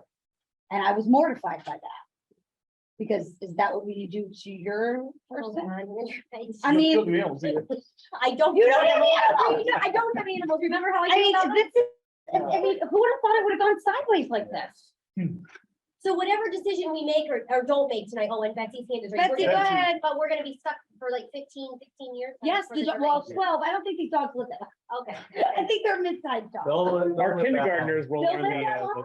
the, Okay, go ahead, Betsy. So I agree and applaud that we should be thinking forward about the dog's health, but I think we owe it to the students and the faculty to continue the training of the dogs so that they are truly trained for comfort and for being in our schools. And I think that should be our first priority, in addition to these other longer term costs. So I would like to advocate that we look for somebody to continue the training of the dogs and the handlers. And if that is indeed actually Mr. Kohlenberger himself, we pay him to train them or pay somebody else, then maybe that's something to consider. But I worry if these puppies grow up and are in our schools and are not properly trained to be around children and multiple people at a time, that we are at risk. If I'm not mistaken, Mr. Superintendent, you did say that Mrs. DeSantis has looked into, Yes. who's a handler of one of the dogs, has looked into the training and The training certification through these animals. Berkshire Humane Society, right? Okay, And what about Officer Darren? He has a dog that lives with him. Isn't he like a trainer? Derby? Derby. I know it. But I have full faith that Mrs. DeSantis has found a very good program. The Humane Society is a reputable organization. I have full faith that that training would meet the needs. If Kristen says it's good, it's gonna be good. So I have full faith that is the case. So How much time do we, like, can we try to fundraise somehow, but then what are we gonna do Quick, next? Very How quick much time do turnaround. we have The to try? spaying is scheduled for the end of this month. I don't think we'd be able to pull that off. so we have 3 employees who are out. Who knows how much money in leashes and collars, dog bowls and dog food, kennels, grooming. And who knows what else? Oh, my God. I don't even, No, it's it's insane. it's unbelievable. It's unbelievable we're in this position, but Was there a contract signed or is it just? Did we sign a contract? We accepted the donation. But with the handlers? No, Should we see what other schools are doing? Right, there's You're bunch. probably We definitely got to figure out what others. What is it? I think we need advice from legal. so legal's on the call. Attorney Dupree. Got on. Attorney Dupre is here. I don't know that he can advise us in a public session, can he? I don't know that he could or should, but No, he if I could, shouldn't. if I could make a recommendation to the committee is, maybe you want to make a motion to allow for the reimbursement of expenses to date, or at least through our next meeting, and we can continue to explore and game plan about how to address this in a strategic We way. need to identify the source. Okay. Well, we would have to use choice. Well, yeah, because it's a new appropriation I think outside of your budget. it would also be important if the female dogs are scheduled for being spayed this month, is that correct? The end of the month or the beginning of November, yes. So we wouldn't, That's gotta happen. yeah, and honestly, is it fair to our handlers to have them spend $400 out of pocket No. for a vet expense? No, No, Turn it right back around to get reimbursed? no. Yeah, No. can We we should do pay it? them. Yes, is it fair? Absolutely No. not. Yeah, I make a motion that we approve up to $1,500. Is that enough? Mhm. I make a motion that we approve up to $1,500 to be allocated out of choice revolving I'll second this. for the use of for the use of animal expenses. I'll second. Any discussion? Should it, when you are contracted animal expenses, I'll add contracted animal expenses. Does that include leashes? Or reimbursable and contracted yeah. expenses. But you wouldn't contract to like groom them. That wouldn't be a contract. Vendor and reimbursable expenses. Vendor, that would give me a vet and a groomer, and reimbursable expenses will do receipts. For health, hygiene, and For health, medical hygiene and medical. expenses, right there. You go. Yeah, That covers everything. from And training. nose to tail, And And training. training. and training, that would be a vendor. Yep. Did Brenda, you catch all that? Well, Okay, We've got the recording. I think the important thing is, yes, we have a motion before us for this sum of monies to take care of our property. But the focus needs to be on fundraising, my opinion. We need to be pulling funds in from the community, from donation, from anywhere. We were promised a bill of goods. We did not get delivered a bill of goods. We got delivered a bill of bills. And here we are trying to pull money out of our budget to make it right. So we we need to fundraise. I will help fundraise. You need to accept donation. Maybe we can do that I'll Main help you. Street thing with a I'll bucket. stand with a boot in the middle of Main Street. I don't care what I gotta do. I'll stand I've done it before. I'll stand in traffic again. Good, you do that. Betsy up there. So I know we have to move this conversation along, but I will just reiterate the need for training to keep our students and faculty safe as a Safe. priority. Yes. Okay, so we have a Any motion in a second. Yeah. We have motion in a second. We've had discussion. Is there any other discussion? Roll call, please. Mr. Rob, Yes. Mr. Kenneth, Yes. Mrs. Fisher, Yes, Yes. Mrs. Strickler, Yes. Found it? Mrs. Wadsworth, Yes.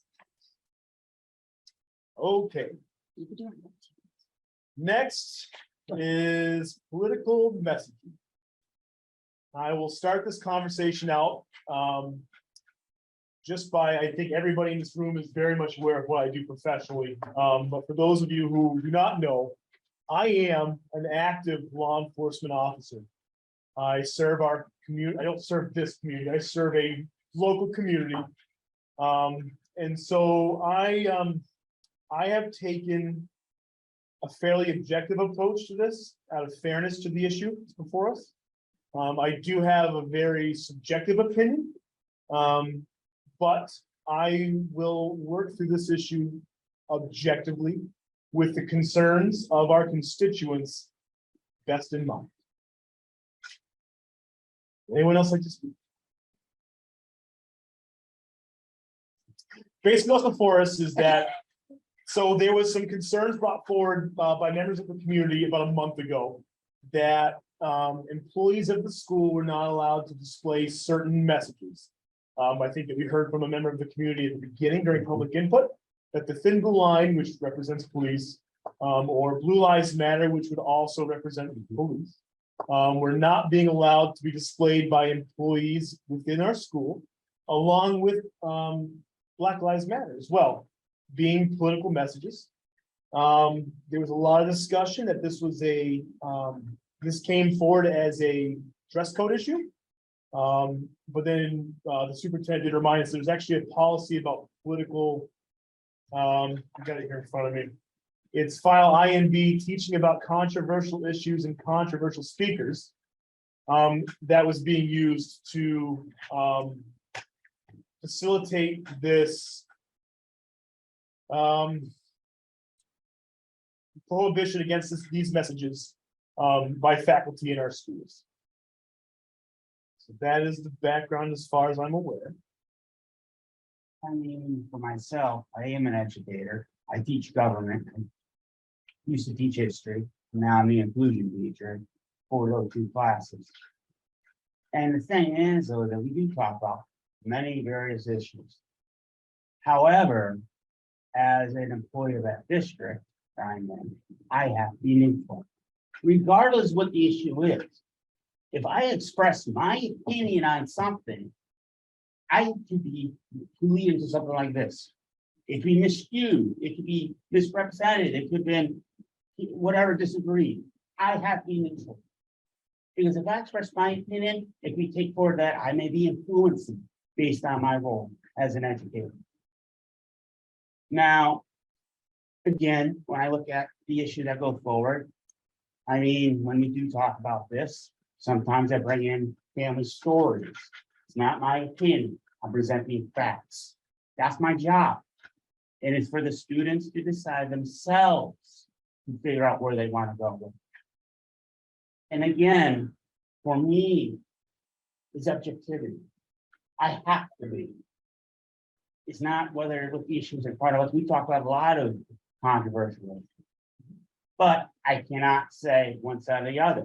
I confuse the daylights out of the kids because when we talk about certain issues, I talk on both sides, even though my views may be one side or the other. I confuse the living daylights out.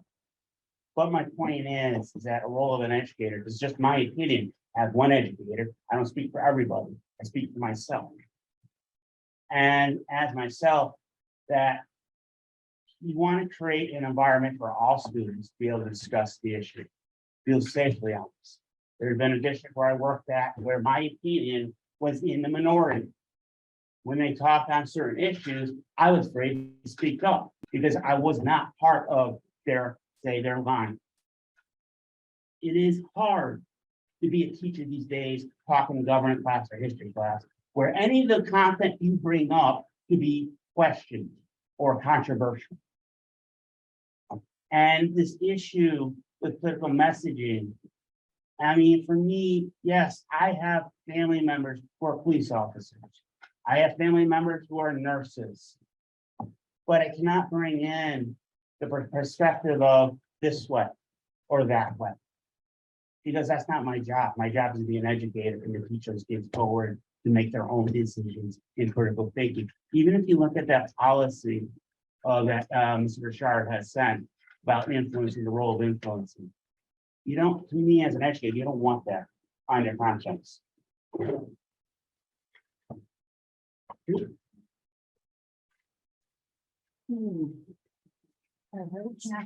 So my take on all this is where do we draw the line? So what is political? You know, we're saying that today it's the thin blue line or Black Lives Matter. What's the next thing that's going to go? And who determines that? So my whole thought process is how do we create something that we can work together on to make sure that we're ahead of this before the next issue. Right. Because if it's this, it's going to be something else. You know that. It's definitely going to be something else coming. And the other piece is you know, where this is stemming from and where it's coming from is, how do I say? I mean, it's coming from a place where it's the squeaky wheel type of thing. And I think that we're falling victim in conforming to one person's bull. Probably a good way to put it, yeah. And we're falling into a trap. And if it's going to continue this way, every time something doesn't go this individual way, we're going to have to make adjustments. We're going to have to change things. I don't know. I don't see how the thin blue line or even Black Lives Matters is critical. I don't see it. I'm not under. I mean, even Attorney Dupree's message could be considered political. So could be throws it out there. It could be, and we just need to figure it out and get on the same page and not conform to one person's opinion. I think going off of what you said, so it was Friday, my wife had a meeting after school, and so I parked in the back parking lot of the elementary school to pick up my kids. And I watched like a half dozen teachers walk out of the school, and they had Lee Education Association shirts on. Now, I fully support the Lee Education Association, but I can't think of a more political message than the labor movement. Truly, at its core, the labor movement is a political movement. Mm-hmm. So do we also ban LEA from wearing their shirts? And I also saw, you know, in Attorney Dupree's advice to you, Mr. Richard, that the rainbow flag would not be considered political. But then I thought about that because I have two friends that were fortunate enough to get married, and without going into too much detail, my marriage equality is a very near and dear thing to my family. We've put a lot, my family's put a lot of work into that piece of legislation. And so I have two friends that got married, and I'm so glad that they were able to, but then they moved out to the Midwest for a job. Now, they decided once they moved out to the Midwest and started this job to start a family. So they went through the process of, you know, in vitro and all that stuff. And one of my friends carried two children to term and delivered those children. And now they parent as mothers. They are married. They have all the rights of being a married couple, except for the fact that my other friend had to adopt her child. Instead of sending a gift, from her registry, we donated to their legal fund. So that for both of their children, they could legally adopt them as wife and wife. As parents. So when we say the rainbow flag is not political, I would argue that it's not political here because we are very fortunate to live in this society. But elsewhere in our country, within the same Declaration of Independence, the same rules, elsewhere in our country, it is not the case. I would argue that the rainbow flag is also a political message. Because there are people that have the same citizenship, or that they live in the same land that we all do now today, do not have the same rights, the legal rights that we could enjoy here in Lee, Massachusetts. My opinion is that banning political messaging is a slippery slope, and who is going to be the arbiter of what is appropriate, what is political, what is not, and what shall be banned from our schools. Yeah, And I would argue that in the name of tolerance for all opinions, we should not be banning a single political message from entering this school. I think this policy is great. It talks about the work that has to go into controversial topic into the curriculum of a classroom. But as I read this policy, I didn't see where this policy bans teachers from wearing a shirt that has a thin blue line, or support police, or support anything. Support Black Lives Matter, support firemen, support your local nurse. I didn't see a single thing in this policy that prevents that from happening. Maybe I'm wrong, maybe I didn't read it. Maybe I missed a spot. But when I read this policy, all I saw was, if you're gonna talk about something controversial, we gotta do some work to make sure that it's seen it's not seen on good terms. It's done appropriately. There are controversial topics that will be discussed in our schools. It is part of raising competent adults. It's part of educating our children. It's part of being excellent. It's part of being excellent. and the whole thing is that when you look at, we live in a polar society. Everyone has different views on something. I could show you a picture, and all of us will have different views or angles on it. And the thing is that someone may say, okay, say, Blue Lives Matter, okay? So I may see that as, I'm supporting my spouse, I'm supporting my cousin, I'm supporting my grandson, however it is. But they may not see that, but they may see as, I'm supporting somebody. And also the other way with Black Lives Matter, same thing. Someone says, I support this. That's their viewpoint. And we live in a plural society.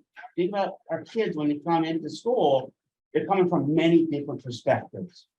And that in our society, plural society, we need to be tolerant of all views. Students need to learn different views. They need to see the different views of what's going on. They need to interact with that so they can develop their own opinion on something.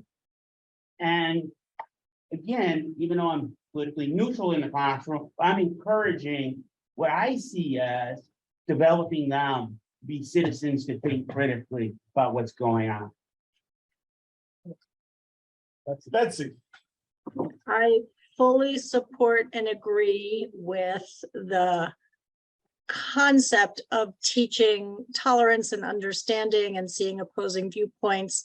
What I want to learn more about is if a child anywhere in our school district in any way feels threatened by something that an adult wears, how do we represent those children?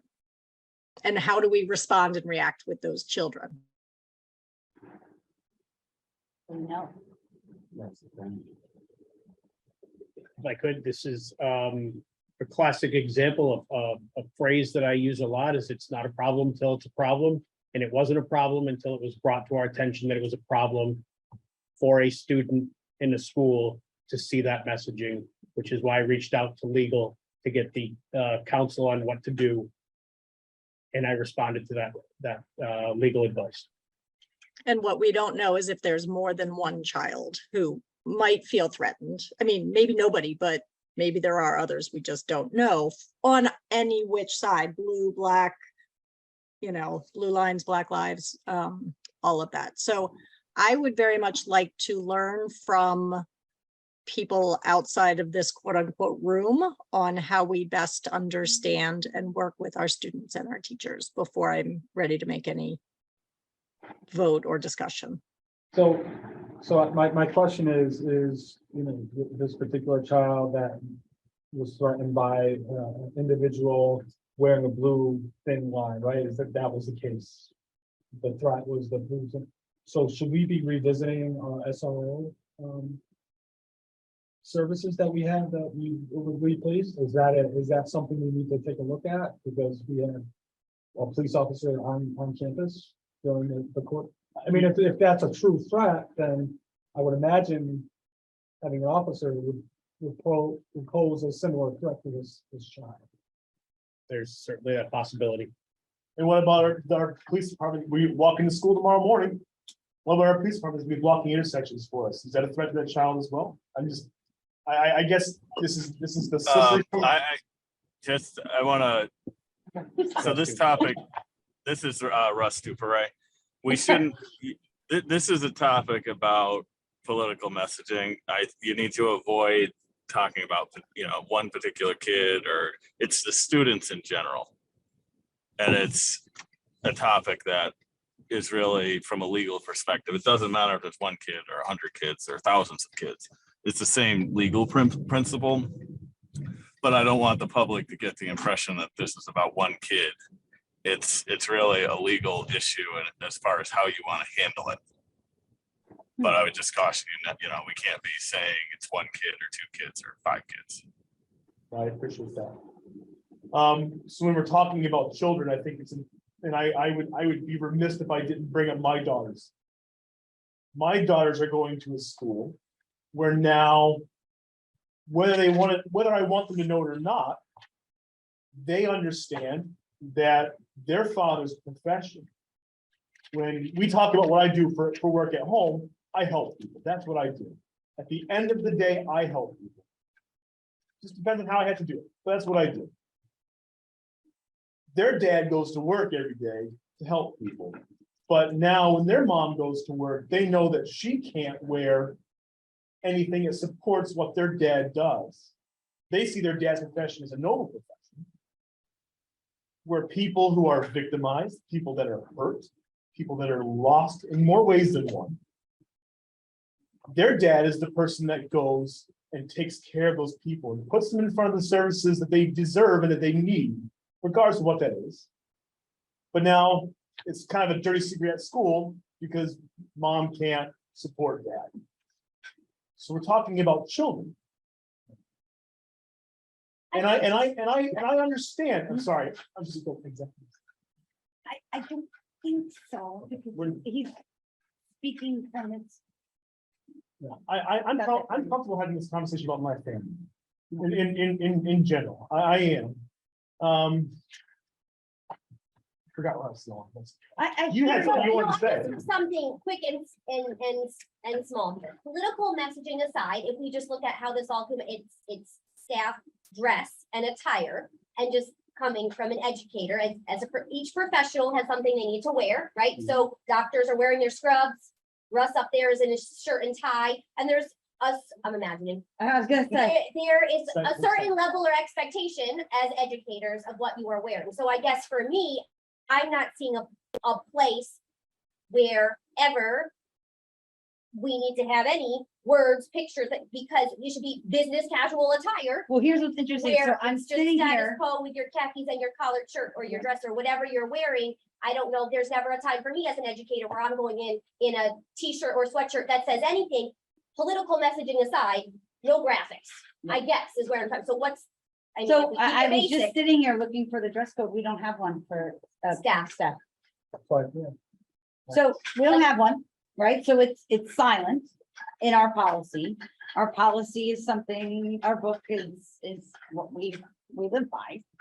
And so maybe as a group, as a committee, we task the policy subcommittee to either address it or not. We have one for students. It's never come up before. We could address it or not.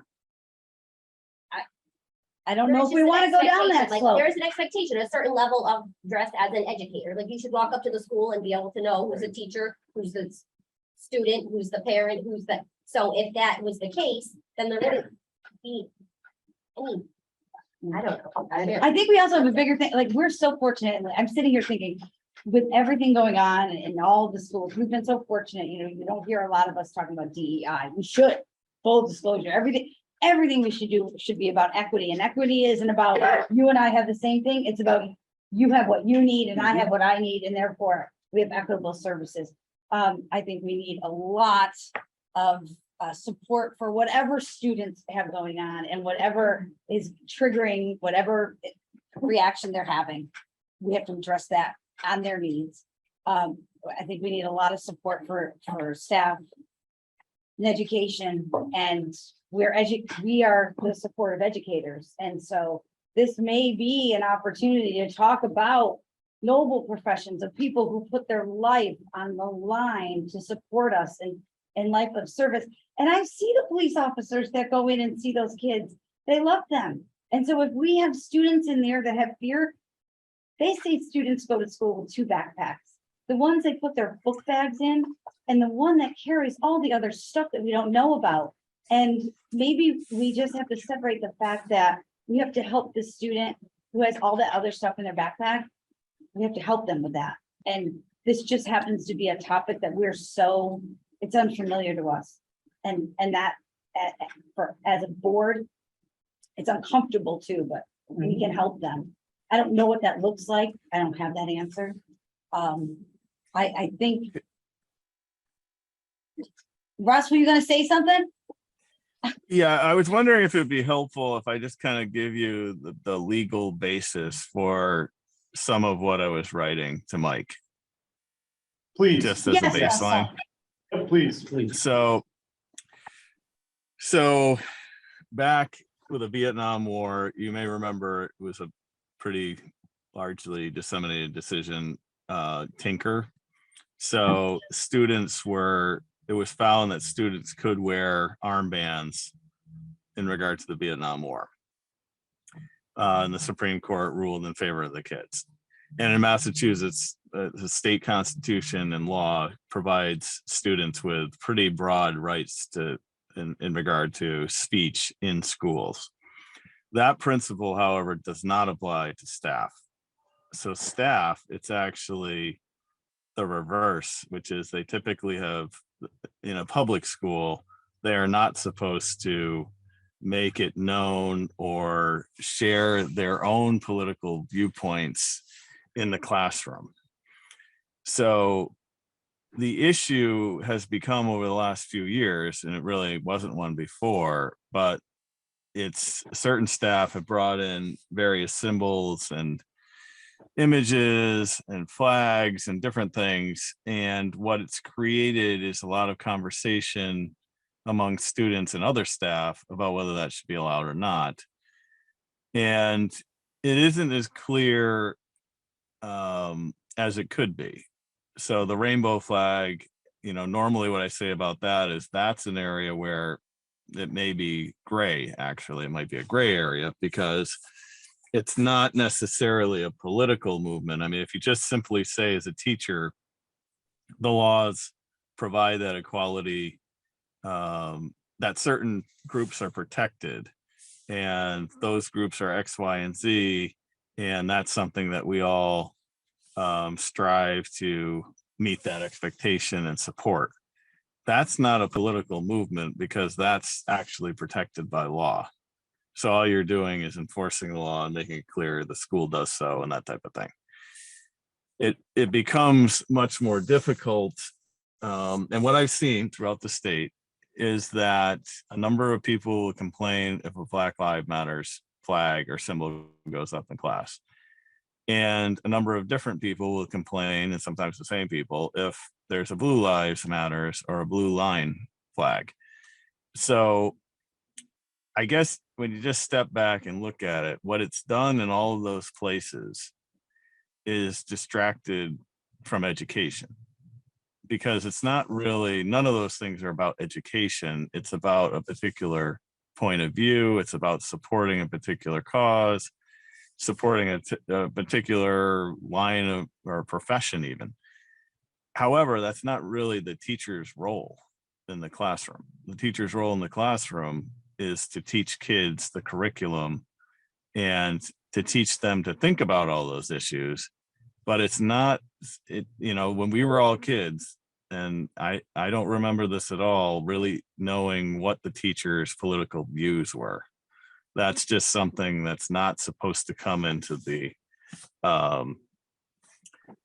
classroom, because it could skew, the kids are supposed to figure things out based on all the teaching and decide what they believe in, what they don't believe in. But it's not supposed to come from their belief of what the teacher may or may not believe in. So that's kind of the general principle. And that's why it's become an issue. It's become an issue everywhere. You happen to have not had it raised as early as some other places, but it's come up virtually every school system that I work with.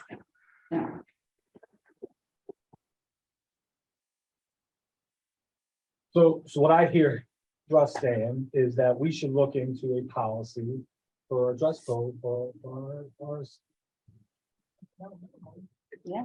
But but it goes beyond dress. It is about political messaging. It's not whether it's on the garb you're wearing, but whether it's on anything that you're displaying. So if you attack this through dress code, you leave open the poster on the wall, the flag hanging on the wall. So I didn't realize. I'm that. not I saying thought- that it is. I'm just saying that if you would only address it as a dress code issue, But then you haven't addressed it as a there's a separate policy of how you decorate your classroom. Well, I get it, believe it or not. Well, Yeah.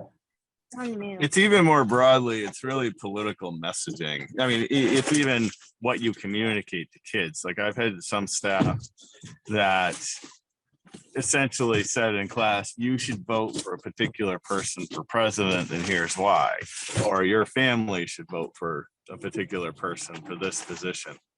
That's not allowed either. So it's really just political messaging in general, whether it's a shirt or posters or what you say in class. All of those things really are the same as far as this particular principle. Is that why sometimes you can't have political messaging sometimes like 100 feet from during like 100 feet from a school when there's like political stuff going on? Well, that's the same basic principle, but it's actually a different law. There's laws about where you can hold elections. So if you were running for school committee, you couldn't collect our signatures. So if you're not dealing with this with other schools, what are they doing? And what is the standard? If you're seeing that? Well, it's been the standard forever, kind of what I'm relaying to you. It's never really been necessary to create a policy in the past because nobody really pushed the issue, at least not in my experience until the last, 5 years or so. It was just, I think everybody understood it and followed it. I think what's happening now is people are starting to push the envelope, and it's really become something different. Like, I think teachers just understood that they couldn't do it. But now everybody seems to be pushing the envelope as far as what they can and can't do, and this isn't right. And it's not that, I always say to each side when it's brought up, it's not that the school is saying they don't agree or they do agree. They're just saying it's not the appropriate place for this type of messaging. Well, it goes back to my earlier point too, is what is political? It changes in this ever-changing environment and the ever-changing world we're in. Things are going to be political later on down the pathway here. So, I mean, I respectfully disagree that the thin blue line is political, but that's just my opinion, and I'll leave it at that. But this is going to this will continue to happen frequently if we don't have some way to address it. What is political and what is not political. And are we defining teachers different than, let's say, cafeteria or crossing guard? Like, I mean, the crossing guard isn't standing in a bus driver. They're not standing in front of a student and teaching. So is there different parameters for different roles? I would see it as the same for all public school staff. Because it could appear with teachers in particular, clearly it's more obvious, but any staff member of the public school, whatever they're wearing or showing may appear like a school system itself. So, if you had all your support staff wearing a particular shirt with one message or another, the public would get the view, or maybe the kids would get the view that we support that particular message. So it really shouldn't be, the policy really should be everybody that works for the public school. These are the general rules about political messaging. And I don't know, Mike, if you checked with MASC to see if they already have a draft policy on the issue. I don't think they do. I reached out, but But did I'm not not get an sure. answer from the rep. So interestingly, when I went to my NASC training a couple of weekends ago, we were sitting in a classroom in Okay. a Berkshire County school, and there was a campaign sign for a very former district attorney in somebody's office, and a member of the classroom who was there for training pointed it out and said, that is not allowed to be here. And I said, oh, but it's like historical context. I think it's a relative of this particular teacher's, whose classroom we're using. And she said, doesn't matter. It's not supposed to be here. There you go. So there Well, is some precedent somehow within MASC. That's a clear definition of what is political. It's a political sign, right? But for me, Right. This is subject. Right, but just in the This is question of subjective. MASC specific, I believe there must be some precedence there for us to use as a guide. I am concerned that this is Pandora's box. Yep. That it is going to be subjective.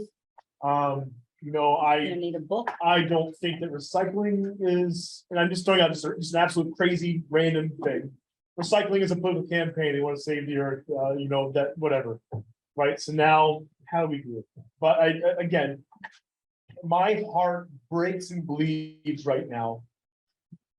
Because I agree with Randy. I do not see a symbol that is supportive of people who do a pretty darn hard job. As being political. I also, on the flip side of that, see that there are places in this country, again, we talk about, we're very fortunate to live here. We're very fortunate to work here. We're very fortunate to raise children in this community. There are places in our country where it is not so great. And that there are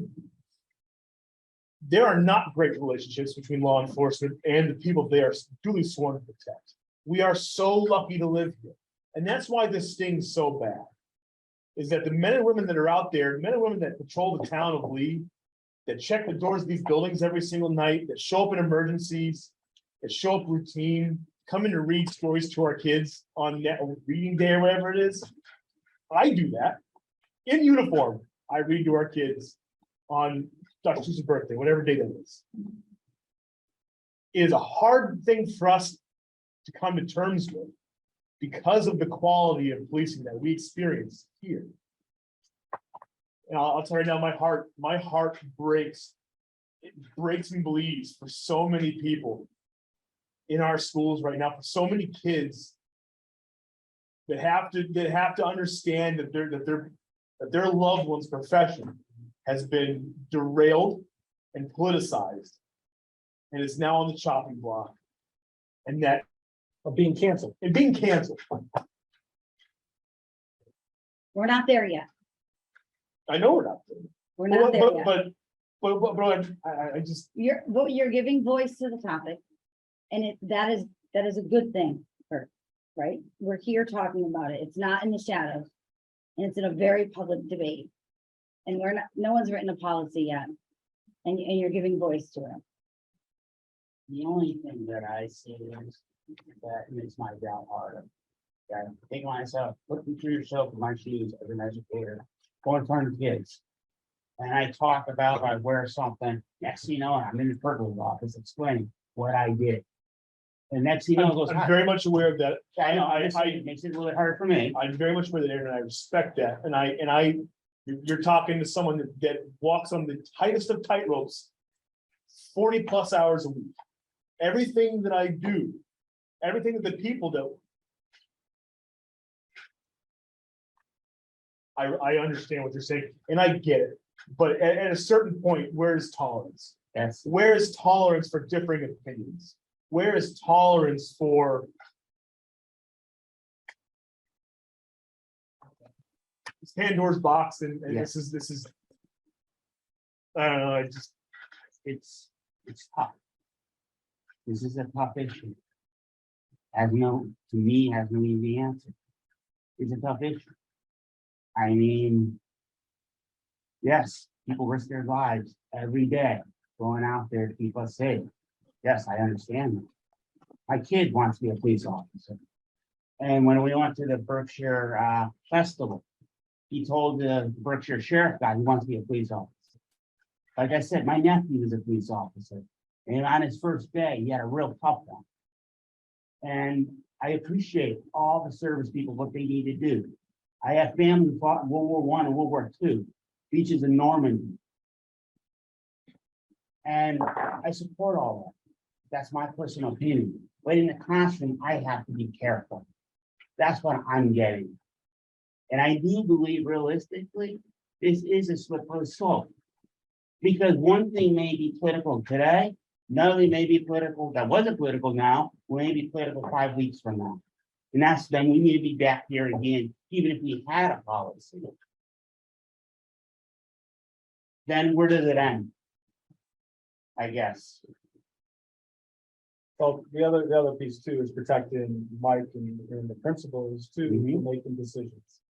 I mean, they're making decisions on subjectively, not saying wrong, right, or indifferent, but something else comes along that you make a decision on might not be the right answer. You don't have any backing from our school committee.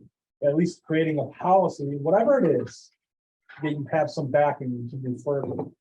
It's not all on your shoulders or their shoulders. And I think too, when we look at topics, if we start every conversation with what is the best for the students in our district, all students. Yep. We can't go wrong, right? So. How are we feeling? I don't think we're solving anything tonight. No. Does anyone feel that way? Well, I mean, no, But that's okay, because we don't want to make rash decisions, right? We want to vet this out. This is why we do things a lot. All right, shall we table? yes.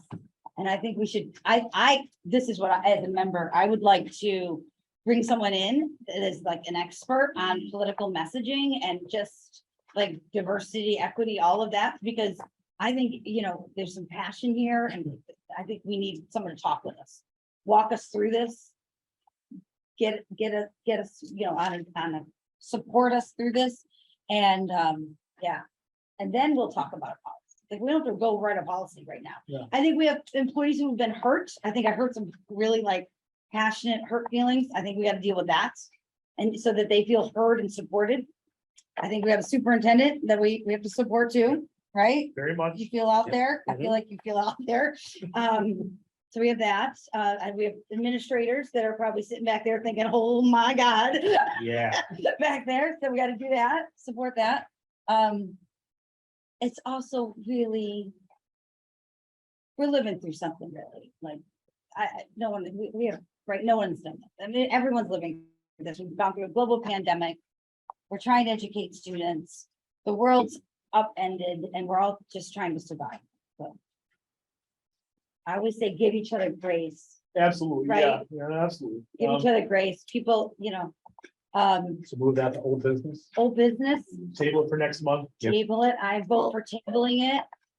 Betsy, I what would, do you got, I would Betsy? like to, I do want to, I want to table it, but I want sort of a process, kind of like what you were just saying, Andrea. I want to know what I the think we need next to bring in, steps are, because what I'm hearing Russ had said is, as emotional as we all are, I think every single one of us says, we have relatives or friends or family who are, on all sides of every argument, but who are police officers, who are veterans, who are EMTs, and we 1,000% want to support them, but what I'm hearing Russ say is take a step back and think of it as messaging as opposed to this one specific message, which is hard.